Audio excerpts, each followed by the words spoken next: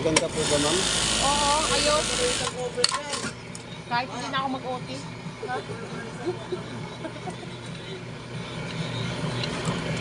Kaso mababawasan yung trabaho yung trainer niyo. Aging nagawa. Hayaan mo sila. Kawawa yung titrainer. Hindi, ganun din naman dati. Kasi yung dyan dati may big yan. Ewan ko ba ano nangyari dyan? Nagluko eh.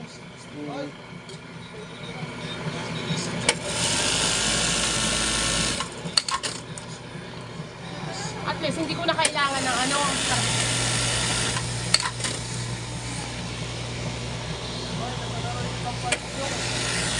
Ito po yung deliver namin dito sa Cavite City. Ayan, botanay. Ano yan kuya? Nagbablog ka?